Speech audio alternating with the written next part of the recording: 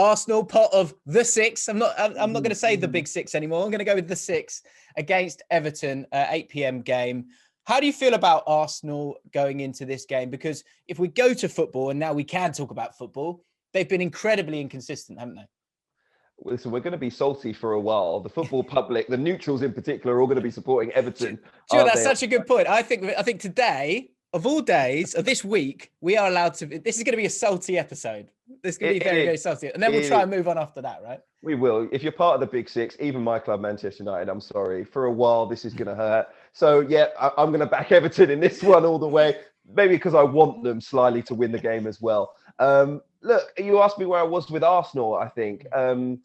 It's really difficult for Mikel Arteta at the moment to impose on the club, the fans, and all of us in football that he really has the quality. Last season, it was easy for him. There was a bounce when he came in. He won the FA Cup and he had us all thinking he was going to be the Arsenal manager. That was the one to replace Arsene Wenger and bring them back those great times. This year, they've plateaued for me. There's a real flatness to the squad. There's a real flatness to how they play. And Mikel Arteta at times looks totally confused. I'm prepared to say at this point in time, I don't think he's going to be the long-term manager of Arsenal. Because even if they have a good summer, what are they really going to produce next year? If they finish top six, is that the thing that Arsenal fans are going to be delighted to see? I'm not sure. Everton, upwardly mobile. They've got Carlo Ancelotti. It's a totally different story for them. They can look up the table at this point in time. The young players at Arsenal are really the reasons that they have to be cheerful. But so much rests on them at the moment. Look, every young player comes in. They have a great time. It's that adrenaline to be a professional footballer. And then it subsides where you start getting used to the money. You start getting used to the fame. And for a period of time there, performances will plateau a little bit. They're going to be great players, the likes of Bukayo Saka, the likes of Emil Smith-Rowe, Gabriel Martinelli is going to be a fantastic player as well. But I think at the moment, there's just a flatness to Arsenal. And I can see them losing this game, definitely. Yeah, look, we were speaking about it earlier, big teams, top teams. For me, this season has proven Arsenal aren't either of those right now, because the squad that, even you look at these two squads right now, these are two teams in the middle of the Premier League, 8th and 9th. And that Everton squad, when I was looking at it, you go into this game, I'm not sure. I think, you talk about Saka and Emil Smith-Rowe. You're hoping that they're going to be these great players.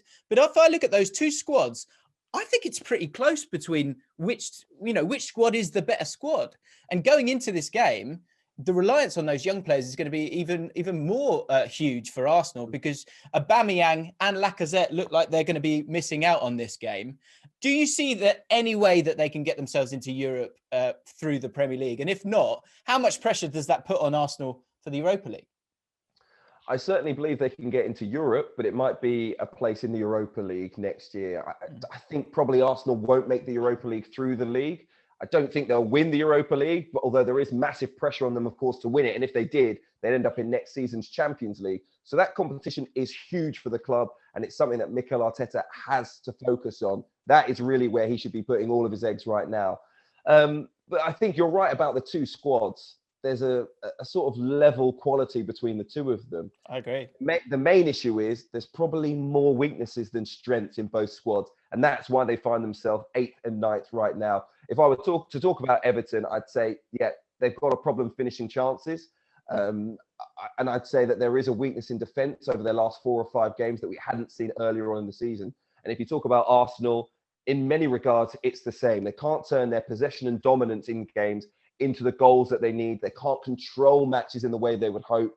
And again, leaky at the back at times. And that is a recipe for disaster in the Premier League.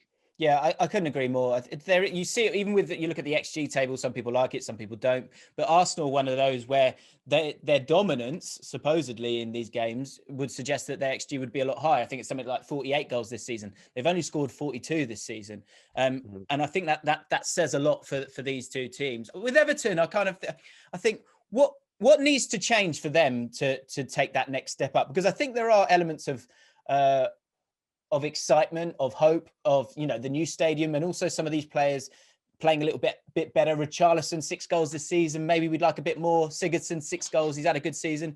Rodriguez, 6 goals as well, and then Calvert-Lewin, up top with 14. What do they need to do to go to the next level themselves? Because that's what they want to do, right? They need depth.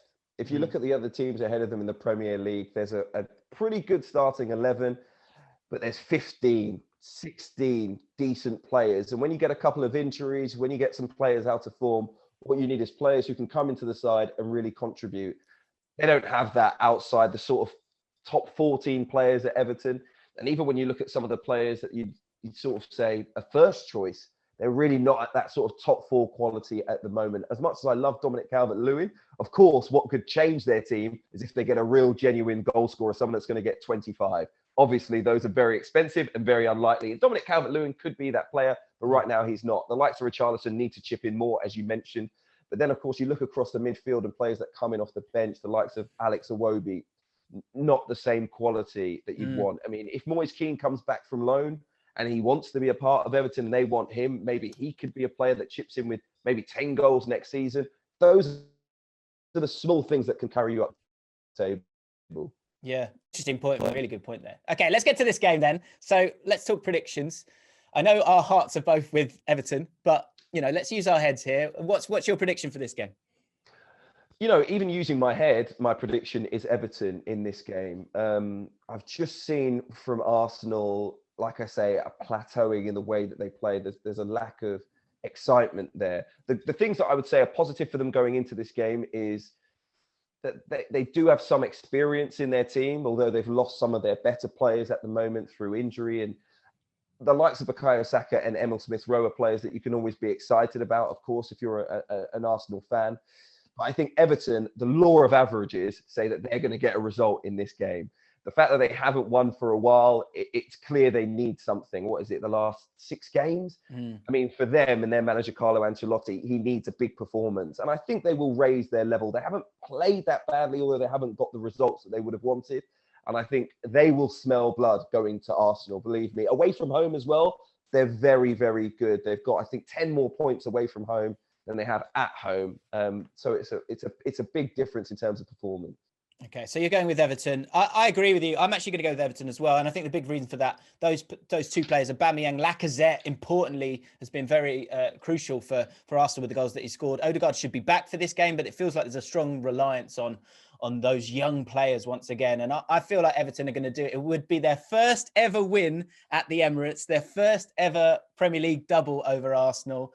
So I'm going to go Everton to win this one. And I'm going to go with Sigurdsson, who's on fire at the moment, to get either a goal or assist as well. So, yeah, we'll both go for Everton. I agree with that. The 2 words I've got written down beside me, Gylfi Sigurdsson. Yeah, he's one that hipsters love. Maybe we're hipsters. Thanks so much for watching ESPN on YouTube. And for more sports highlights and analysis, be sure to download the ESPN app. And for premium content and live streaming, subscribe to ESPN Plus.